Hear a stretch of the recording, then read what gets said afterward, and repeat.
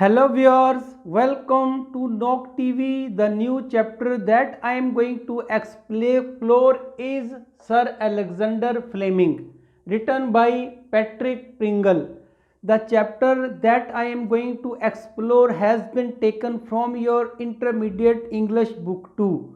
And in this chapter it has been told that how Sir Alexander Fleming discovered penicillin. क्योंकि ये penicillin की दरियाफ्त की वजह से मशहूर था और ये बताया गया कि उसने पेनिसिलिन कैसे दरियाफ्त की है, यही इस चैप्टर में आपको मिलेगा। इसके साथ साथ एक और बात बताई गई है, इसकी पेनिसिलिन डिस्कवरी से पहले कुछ लोग एफर्ट कर रहे थे, उनकी एफर्ट क्या थी वो भी आपको बताया जाएगा। फिर इसका अर्ली चाइल्डहुड है, इसके फादर हैं, इसकी फैमिली है, इसकी एजुकेशन है, इसकी मेडिकल की स्टडी है, ये सारा कुछ आपको इसमें बताया जाएगा। एट द एंड ऑफ ये भी बताया जाएगा इसको कौन कौन से अवार्ड मिले हैं, कौन कौन से इसको इज्जत से नवाजा गया है। यही चार बातें इस चैप्टर में आएंगी।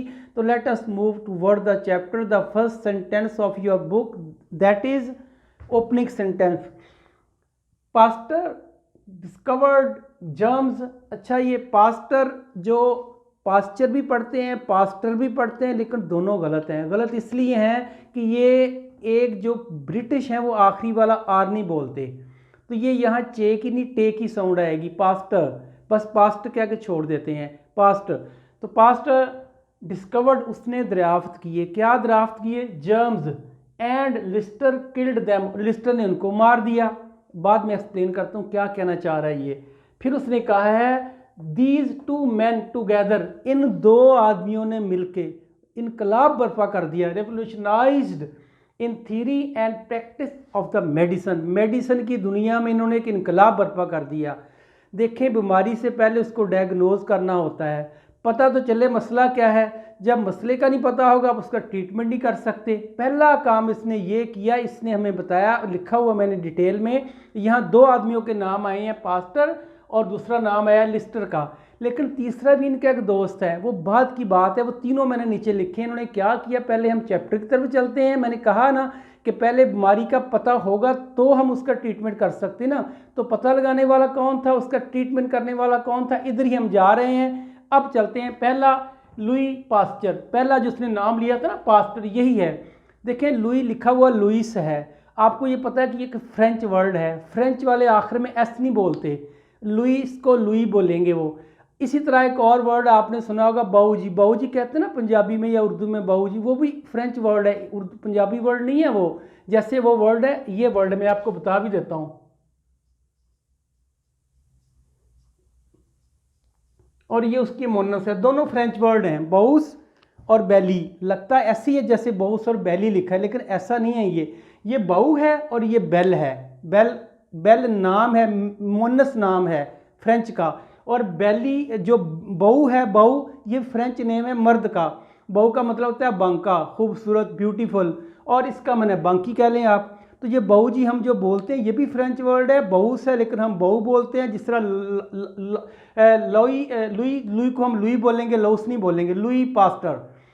उसके बारे में बताया जा रहा है कि ये एक फ्रेंच केमिस्ट था। Diseases are because of living organism, ये इसने बताया। मैंने अभी भी आपको बताया था ना कि जो आदमी डायग्नोज करता कि मसला क्या है, उसने कहा था जो हमारे जिस्म में बीमारियां फैलती हैं या ज़ख्म से बीमारियां फैलती हैं, कि वोंड होता है, कह रहा है ये लिविंग ऑर्गेनिज्म है हमारे जिस्म में जो जाके बीमारियां फैलाते हैं। ये कैसे एंटर होते हैं ये भी आपको बताया जाएगा। तो these are the living organism. उसने कहा दैट आर सो स्मॉल, ये इतने छोटे होते हैं। इनके 3-4 नाम उसने लिए हैं आपकी बुक में, वो सारे आपको बता रहा हूँ मैं। इसने कहा था इतने छोटे होते हैं, माइक्रो ऑर्गेनिज्म कहा उसने। और दूसरा नाम उसने लिखा है माइक्रोब्स, और तीसरा नाम उसने कहा है बैक्टीरिया, और चौथा नाम लिखा है जर्म्स। आप चारों बोल सकते हैं, सारों का एक ही नाम है। कह रहा है ये हमारे जिस्म में जाके बीमारियां फैलाते हैं। पहला काम किसने किया? लुई ने, शाबाश। उसके बाद दूसरा काम लस्टर ने किया। लस्टर ने कहा अगर ये जिंदा हैं, लिविंग हैं, तो इनको मारा भी जा सकता है, और ऐसे ही किया उसने। उसने क्या किया? उसने इनको मार दिया। पहला सेंटेंस भी तो यही है ना कि लुई ने डिस्कवर किए और लिस्टर ने उसको मार दिया। तो दूसरा काम उसने ये किया, वो काम है लॉर्ड लिस्टर का। उसने क्या किया? He used heat and antiseptic carbolic acid उसका नाम था, एंटीबायोटिक का जो antiseptic sorry, to clean surgical instrument, clothes, room. उसने अपने कमरे में जहाँ किसी का ऑपरेशन करना होता था उसके एनवायरनमेंट को साफ़ करता था, वो इस एंटीसेप्टिक थी, कार्बोलिक एसिड के साथ साफ़ करता था। वो अपने कपड़ों को उससे साफ़ करता था और अपने जो इंस्ट्रूमेंट यूज़ करता है सर्जरी में उनको साफ़ करता था वो। अब इसलिए उसने इसका यूज़ किया फर्स्ट ऑफ ऑल। फिर but it was not fit to inject, लेकिन जब जिस्म के अंदर वो इंजेक्ट करता था जरासीम को मारने के लिए, वहाँ वो सही नहीं था और वहाँ वो काम नहीं करती थी, वहाँ वो अपोजिट काम करती थी। वहाँ एक पेशेंट ठीक होने की बजाय उल्टा बीमार हो जाता था और जब उसकी ज़्यादा डोज देते थे तो वो पेशेंट मर जाता था। और यही उसने कहा है, इट डिस्ट्रॉय द हेल्थ। ये इंजेक्शन की सूरत में जब आपके जिस्म में दाखिल किया जाता था तो ये सेहत को ख़राब करता था। अब तीसरा बंदा आया जिसने कहा कि ये ख़राब क्यों करता है, दैट वाज नाम मेचनिकॉफ। मेचनिकॉफ ने बताया, ये एक बैक्टीरियोलॉजिस्ट था, बैक्टीरिया का माहिर था, ये एक रशिया का था, माइक्रोबायोलॉजिस्ट भी था, ये रशिया का था। इसने बताया, इसने कहा ये इसलिए ख़राब करते हैं कि आप इंजेक्ट करते हैं जिस्म के अंदर, और उसने एक वजह बताई क्यों आपका ज़ख्म ख़राब होता है, क्यों मरीज़ मरता है। दिस इज़ द रीज़न ये है, he discovered that the antiseptic carbolic acid. उसने कहा कि जो तुम कार्बोलिक एसिड यूज़ करते हो ना, किल्स सेल्स ऑफ बॉडी और वाइट सेल और लोकोसाइट्स।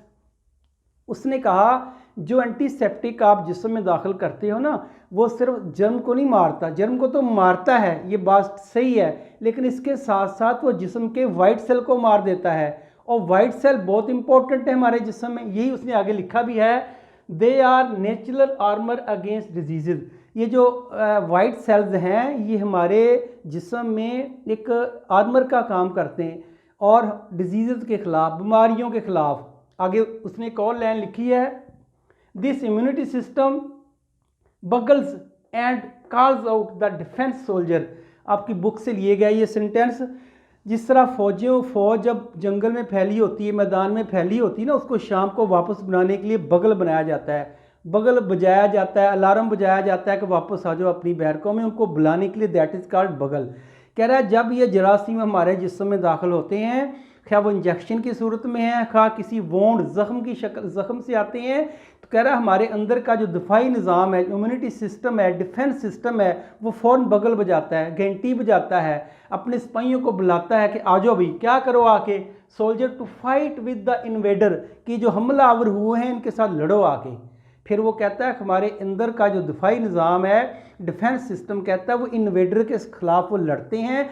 कब तक लड़ते हैं, जब तक या वो ना मर जाएं, या जब तक इन्वेडर ना मर जाए, या जब तक खुद ना मर जाएं। दोनों को कहता है एक मरेगा तो वो हटते हैं। इसलिए कह रहा है कि आपके ज़ख्म ठीक इसलिए नहीं होते, इन दोनों की बात कर रहा है कि आप लोग इंजेक्ट तो कर देते हो लेकिन आपको पता ही नहीं कि साथ साथ दूसरा काम कर रहे हैं। अब मसला खड़ा हो गया कि ऐसी एंटीसेप्टिक बनाई जाए, ऐसी अद्वियात बनाई जाएं जो जर्म को तो मारे लेकिन हमारे जिस्म के वाइट सेल या सेल ऑफ आवर बॉडी को तबाह ना करे, ना मारे। ये मसला था और यही इसी के हल के लिए जो है ना वो काम हो रहा था। यहाँ ये बात हम ख़त्म कर रहे हैं। ये पहले 3 आदमियों ने क्या काम किया, पहले ने बताया कि लिविंग ऑर्गेनिज्म है, दूसरे ने उनको मार दिया, तीसरे ने कहा कि इसलिए काम नहीं कर रहा कि आपका ये दिफाई निज़ाम तबाह हो रहा है आपकी एंटीसेप्टिक से, आपके कार्बोलिक एसिड से। अब इसके ऊपर काम होना था कि ऐसी कौन सी मेडिसिन हो जो हमारे जिस्म के जर्म को तो मारे लेकिन वाइट सेल को ना मारे। यहाँ तक बात हम रोकते हैं। आगे उसने आपकी बुक में उसका अर्ली चाइल्डहुड बताया है, वो कहाँ पैदा हुआ, क्या था, कैसे था, वो मैंने लिखा है उसके बारे में। तो वो कह रहा है कि आगे वो जा रहा है, his birth, early child, early education, life and family वगैरह का इंट्रोडक्शन है, मैं आपको बता देता हूँ। He was born at a Darwal village. देखें, Darwal is a small town, एक छोटा कस्बा है और उसके ऐशा एक काउंटी है, ऐशा ये लिखा मैंने, जिसको लगता है जैसे आयरशायर हो लेकिन आयरशायर नहीं, इसका प्रोनाउंसिएशन है ऐशा एक काउंटी है, उस काउंटी का एक शहर है डार्वल। ये स्कॉटलैंड का इलाका है, स्कॉटलैंड की एक काउंटी है ऐशा और उसका एक इलाका है डार्वल, एक स्मॉल टाउन है, वहाँ एक कस्बा है, गांव है। उस गांव में इनका फार्म हाउस था। उस फार्म हाउस में ये पैदा हुआ था। और कब पैदा हुआ था? अगस्त 6, 1881। और ये घर में टोटल 8 अफराद थे। There were 8 member in this family, और ये सबसे छोटा था। अब मेंबर कौन कौन से वो भी मैंने लिखे हैं। एक तो उनके पेरेंट्स थे। पेरेंट्स के बारे में बताया उसने कि इसका अब्बू जब ये 7 साल का था तो इसके अब्बू फौत हो गए थे, और इसको गांव के स्कूल में भेज दिया गया जहां ये पैदा हुआ था। और वहां कुछ देर रहने के बाद फिर ये डार्वल के स्कूल में आ गया। लिखा भी मैंने, डार्वल स्कूल में आ गया। और डार्वल स्कूल, ये मैंने तरतीब लिखी उसकी, पहले विलेज स्कूल में गया, फिर डार्वल स्कूल में चला गया। उसके बाद उसने कहा कि वहाँ एज 10 ईयर तक लेते थे। ये 10 ईयर से जो क्रॉस कर गया था, ओवर एज को नहीं लेते थे वहाँ। तो वहाँ जाके फिर उसको स्कूल छोड़ना पड़ा। फिर जाके भी उसने कहा केल्मनरॉक एकेडमी में चला गया। केल्मनरॉक एकेडमी में चला गया। वहाँ एकेडमी में आपकी उम्र की कोई कैद नहीं होती, जितनी एज का मर्जी जा सकता है। अब उसके बाद इसने रीजेंट स्ट्रीट पॉलीटेक्निकल कॉलेज में एडमिशन ले लिया। असल में ये बनना तो चाहता था डॉक्टर, आगे डिटेल भी आएगी। इसकी पूरी फैमिली के लोग डॉक्टर थे, बता रहा हूँ अभी आपको मैं। ये भी डॉक्टर बनना चाहता था, लेकिन इसके पास सोर्सेज नहीं थे, वसाइल नहीं थे, पैसे नहीं थे, अब्बू फौत हो गए। इसलिए इसने पॉलीटेक्निकल कॉलेज में एडमिशन ले लिया। 2 साल का वो कोर्स था, इसने वो कोर्स कर लिया। लेकिन अब्बू की तरफ से छोड़ी हुई जायदाद तरका, दैट इज़ कॉल्ड लेगेसी, वो लेगेसी इसको मिलनी थी जब ये 20 ईयर का होता। अभी ये टेक्निकल कॉलेज से डिप्लोमा लेने के बाद इसकी उम्र 16 ईयर हुई थी टोटल।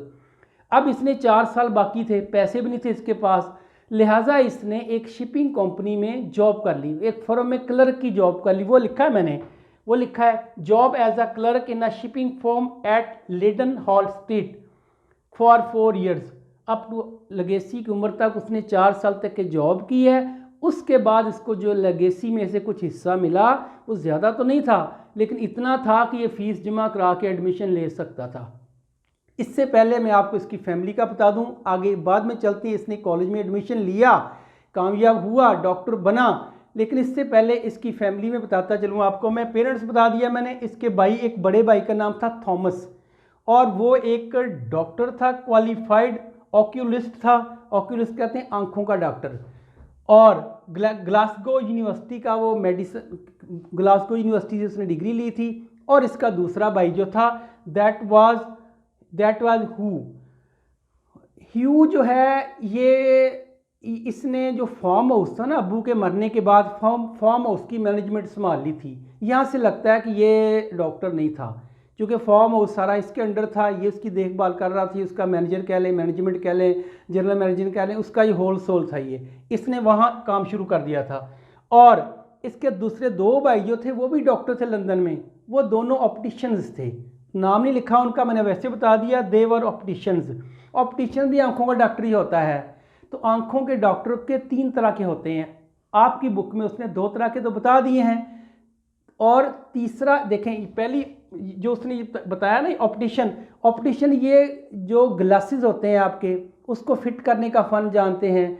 आपकी आइज़ के बारे में जो ट्रीटमेंट नहीं करते, लेकिन आइज़ की जो डिवाइसेस यूज़ होती है उसका बताते हैं। How to fit a glass in the frame में ग्लास वैसे फिट करना है, ये बताते हैं। लेकिन दूसरा जो ऑक्यूलिस्ट था, वो वेल क्वालिफाइड डॉक्टर था। वो सर्जन भी होता है, ऑपरेट भी करता है, ट्रीटमेंट भी करता है। ये 2 इसके भाई थे, ऑप्टिशियन, और एक था ऑक्यूलिस्ट।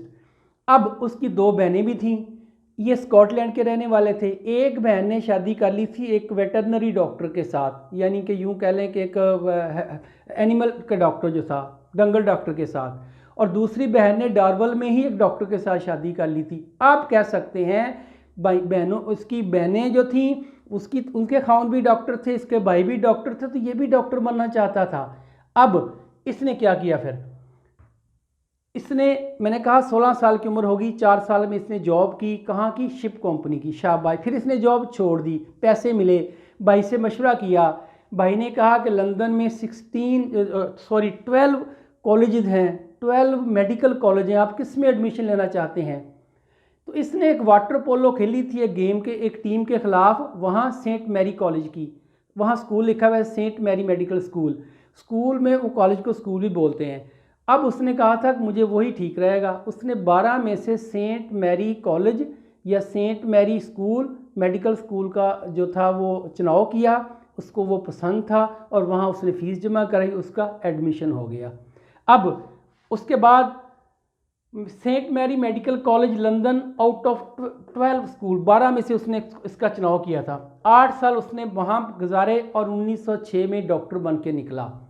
यहाँ बात ख़त्म कर रहे हैं। अब यहाँ बात ख़त्म करके मैं पीछे के साथ जोड़ रहा हूँ। पीछे देखें ज़रा, मैंने बताया था कि 2 डॉक्टर बल्कि 3 डॉक्टर पेनिसिलिन के ऊपर रिसर्च कर रहे थे। उन्होंने एक एंटीसेप्टिक मेडिसिन भी बनाई थी, कार्बोलिक एसिड भी यूज़ कर रहे थे, लेकिन वो फ़ायदा नहीं दे रहा था। अब ये भी उस टीम में शामिल हो गया। ये उन्हीं की रिसर्च को आगे बढ़ाना चाहता था। ये चाहता था कि ये कैसे नहीं हो सकता। अब इसने क्या काम किया, इसके सामने 2 मसले थे मेन। क्या मसले थे लिखे मैंने वो, एक था how to kill germs and save leucocytes, के सफ़ेद जरासीमों को कैसे बचाना है और जरासीम को कैसे मारना है। जरासीम को मारने का तो फ़न मिल गया था इनको, एंटीसेप्टिक और कार्बोलिक एसिड। और दूसरा मसला इसके सामने था प्रॉब्लम ऑफ वाउंडेड इंजेक्शन, क्योंकि जब किसी जिस्म में ज़ख़म के ज़रिए इन्फेक्शन हो जाता था उसका क्या ट्रीटमेंट है, उसका ट्रीटमेंट भी यही था।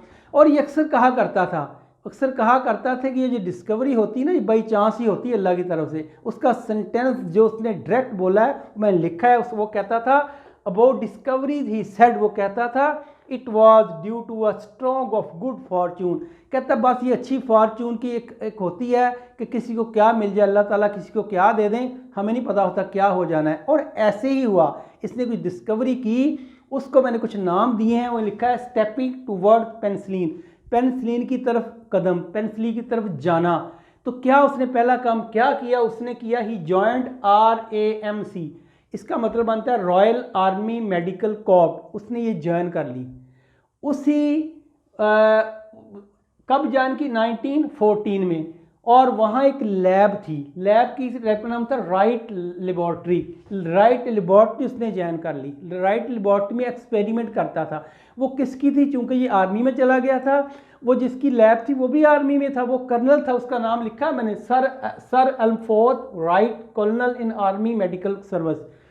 तो ये उसका नाम चूँकि राइट था, उसी के नाम पे राइट लैब थी, एक रिसर्च लैब थी, और उसमें चला गया। वहाँ ये इसी पे एक्सपेरिमेंट करता रहा।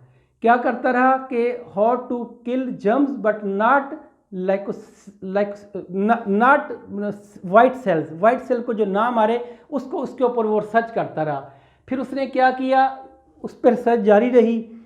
फिर ये 37 ईयर का हो गया, क्योंकि ये काम जारी रहा। फिर इसने वापस अपनी सेंट मैरी स्कूल में ही आ गया, जहाँ से इसने जिस कॉलेज में एडमिशन लिया था ना, saint Mary college, saint Mary medical school, उसी में वापस आ गया। उसकी लैब में इसने काम शुरू किया, लिखा भी है मैंने, ही रीजॉइंड सेंट मैरी इन 1922 में 37 साल की उम्र में इसने उसको ज्वाइन किया।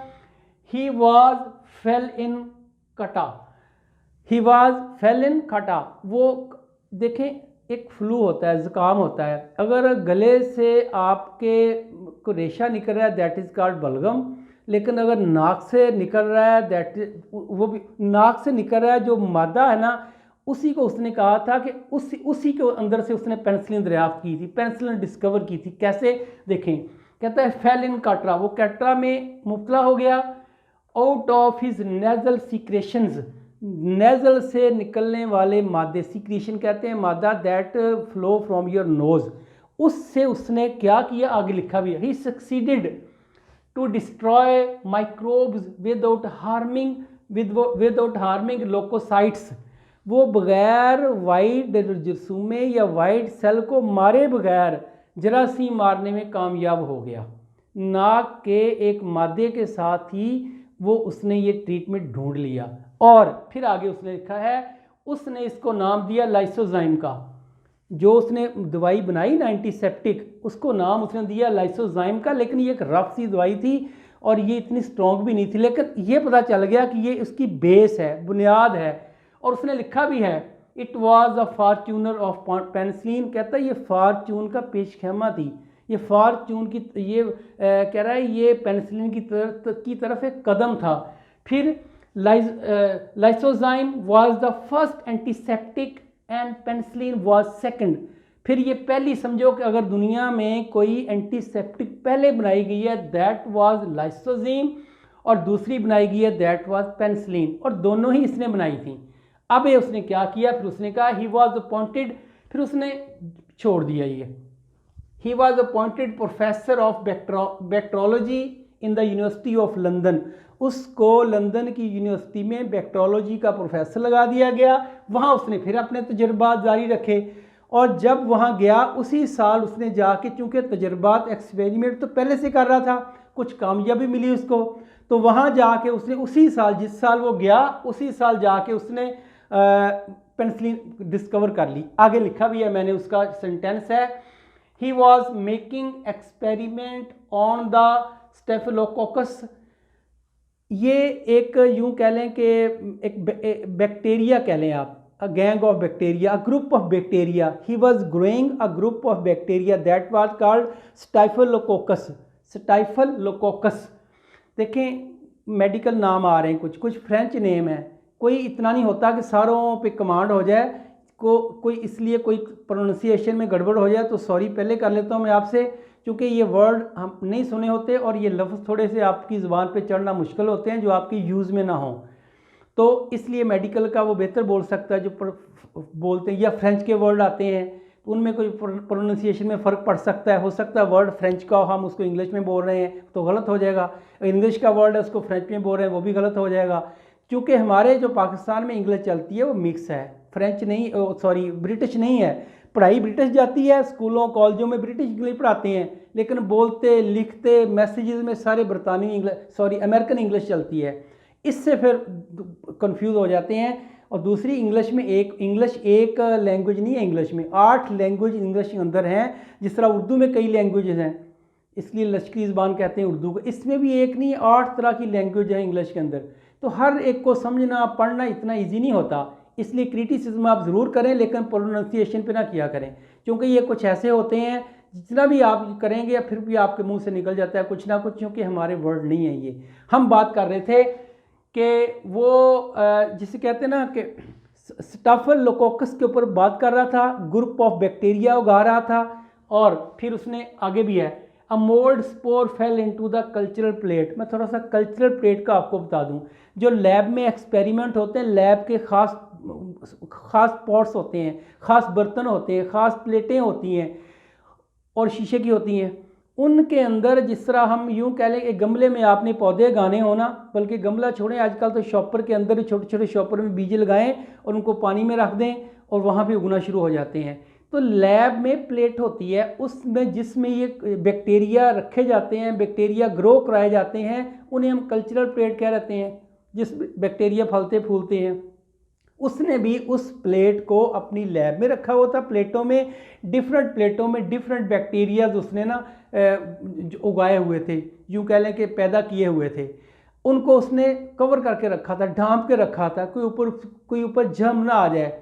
लेकिन जब माइक्रोस्कोप के नीचे रखना होता है उसको खोलना तो पड़ता है ना, फिर उसने खोला, जब खोला तो उसने देखा कि बाहर से, ये मैंने लिखा है यहाँ से कि एक स्पोर, उसने यहीं से मैंने लिखा है, making a mould spore fail into the culture. Spore कहते हैं फफूंदी, स्पोर मीन फंगस, फफूंदी, कह रहा है एक फफूंदी का मोल्ड कहते हैं पीस, टुकड़ा, उसके ऊपर आके गिरा, कहाँ गिरा, कल्चरल प्लेट के ऊपर, एंड किल्ड द जर्म, उसने जर्म को मार दिया।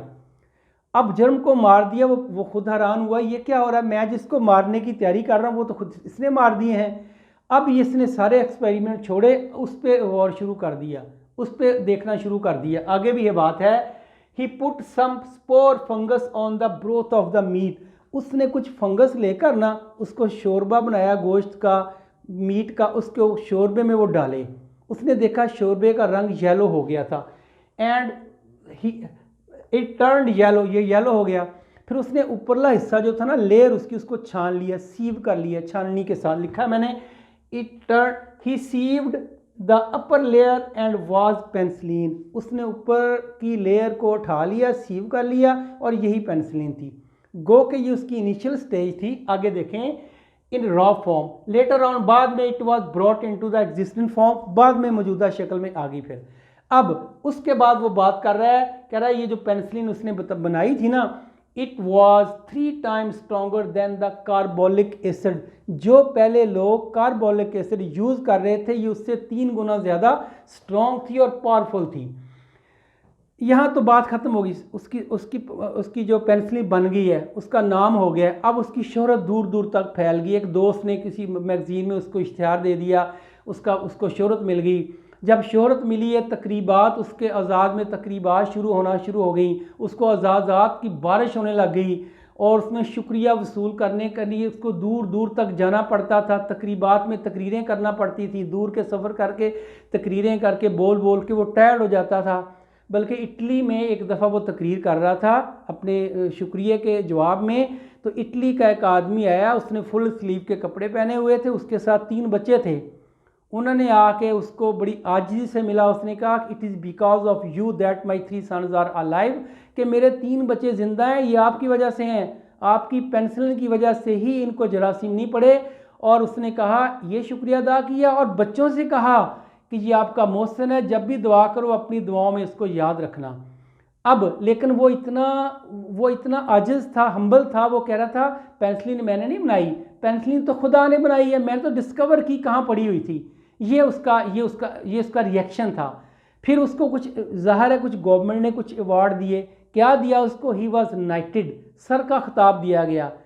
लिखा मैंने, ही वॉज नाइटेड इन 1944 में उसको सर का खिताब दिया गया।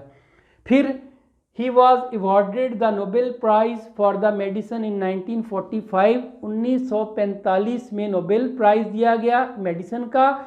और उसका नाम जो 100 top man in the world उस लिस्ट में भी शामिल कर लिया गया। और आखिरी सेंटेंस आपकी बुक का क्या कि बात ख़त्म करते हैं हम लोग। आखिरी सेंटेंस उसने लिखा उसकी मौत के बारे में। उसने लिखा था कि sir Alexander Fleming died in 1955 में वो फौत हो गया एट द एज ऑफ 73, 73 साल की उम्र में। लेकिन उसने एक बात की, उसने कहा था his work will never die, उसका काम कभी नहीं मरेगा, and he will be remembered for ever. So we are thank you very much for watching my video till last.